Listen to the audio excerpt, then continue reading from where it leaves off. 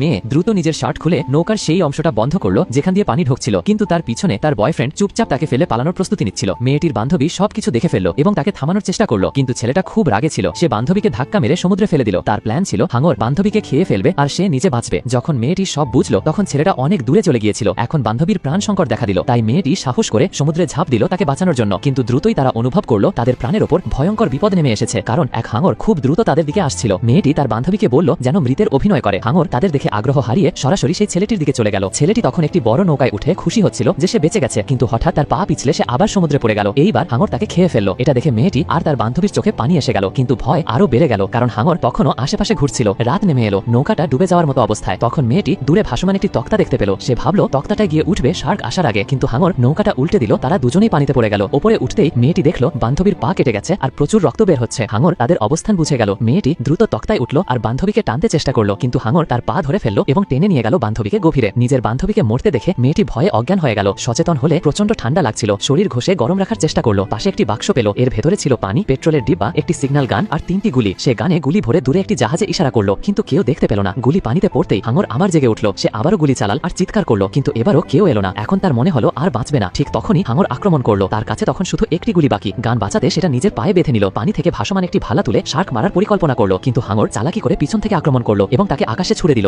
ভাগ্য ভালো সে হাঙরের মুখে পড়েনি। কষ্ট করে একটি পাথরের কাছে গিয়ে বসলো। রাত ভর সে সেখানেই ছিল। সকালে দেখলো হাঙর তখনও আশেপাশে আছে। এবার সে সিদ্ধান্ত নিল লড়াই করেই বাঁচতে হবে। পানি থেকে ভেসে থাকা পেট্রোলের ডিব্বা দেখে দ্রুত ঝাঁপিয়ে পড়লো। শার্ক তাকে দেখে ফেলায় সে দ্রুত ডিব্বা নিয়ে পাথরে ফিরে এলো। এবার শুরু হলো আসল প্ল্যান। সে ডিব্বা খুলে একটি দড়ি পেট্রোলে ভিজিয়ে নিল। দড়ির মাথা ডিব্বার ভেতরে ঢুকিয়ে নিজের পায়ে সামান্য কেটে রক্ত বের করলো। পা পানিতে রাখতেই হাঙর এগিয়ে এলো। তখন সে পেট্রোলের ডিব্বা হাঙরের দিকে ছুড়ে দিল। ডিব্বা সোজা হাঙরের মুখে ঢুকে গেল। সঙ্গে সঙ্গে সে শেষ গুলিটা চালাল।